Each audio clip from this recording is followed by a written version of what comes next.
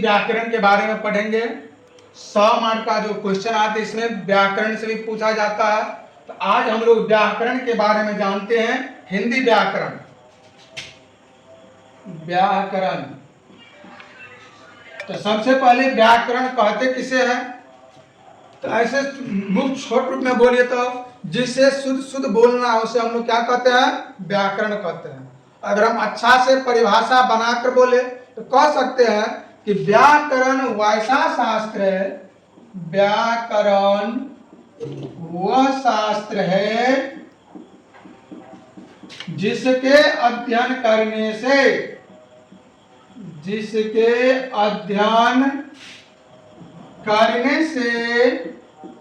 शुद्ध शुद्ध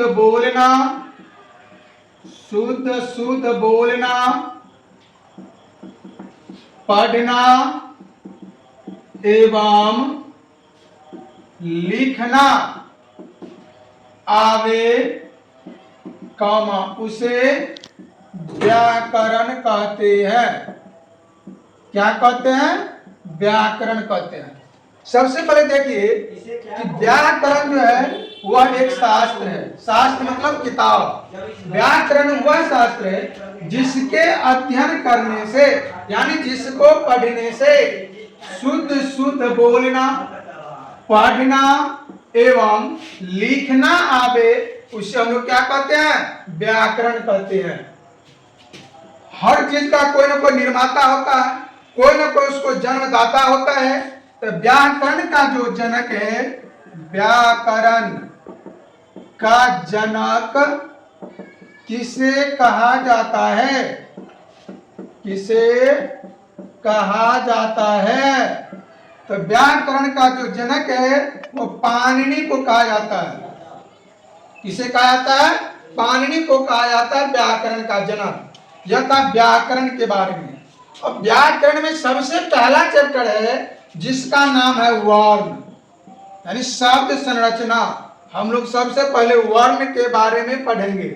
वर्ण का मतलब होता है अक्षर, क्योंकि हम लोग पहले अक्षर से शुरू करते हैं। तो हम लोग कह सकते हैं, क्वेश्चन पूछ सकते हैं इसका परिभाषा कि वर्ण किसे कहते हैं? वर्ण किसे कहते हैं? वर्ण इसका परिभाषा होगा, वर्ण उस मूल ध्वनि को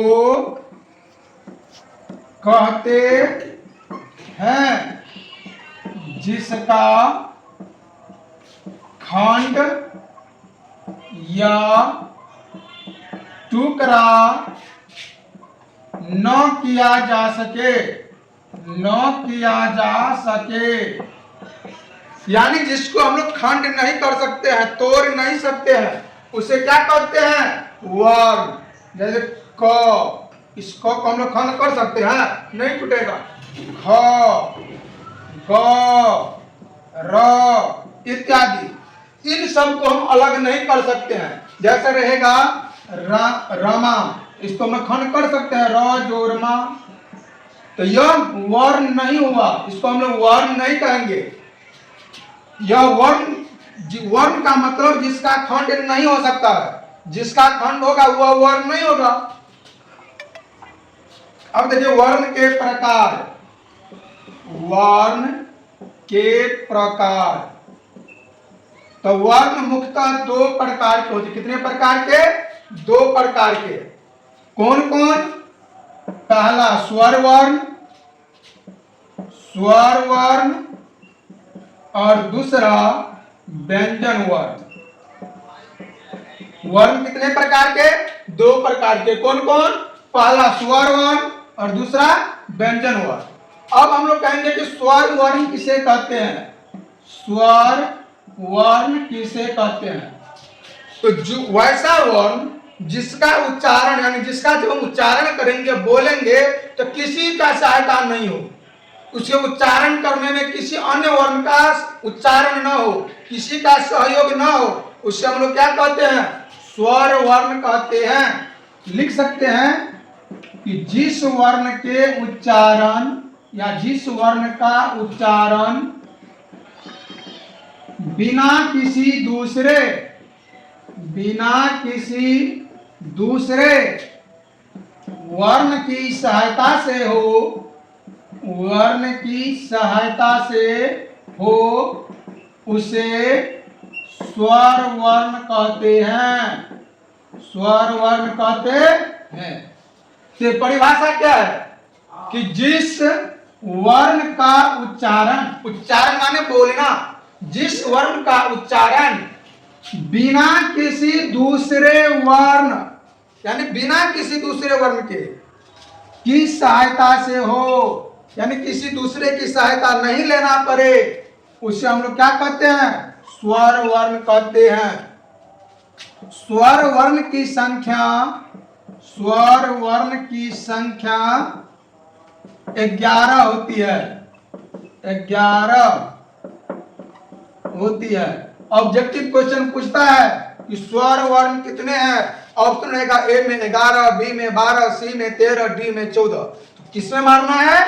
11 में लगाना है। स्वर वर्ण की संख्या 11। अब 11 कौन कौन स्वर है? तो आ, हर्षी, दीर्घ ई, हर्षु, दीर्घ उ, री, ए, ऐ, ओ, औ। यह 1, 2, 3, 4, 5, 6, 7, 8, 9, 10, 11। यह जो 11 है यह स्वर वर्ण है। अब देखिए व्यंजन वर्ण, तो इसको हम लोग कह सकते हैं कि जिस वर्ण का उच्चारण स्वर वर्ण की सहायता से हो। किसकी सहायता से? स्वर वर्ण की सहायता से। यानी जिस वर्ण का उच्चारण जब हम करेंगे तो स्वर वर्ण का उच्चारण होगा। एग्जाम्पल के तौर पर क का उच्चारण कीजिए, क। तो क बोलने से पहले क अ का उच्चारण होता है। तो अ क्या है? मेरा स्वर है।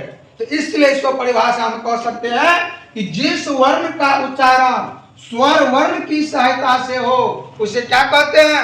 व्यंजन वर्ण कहते हैं।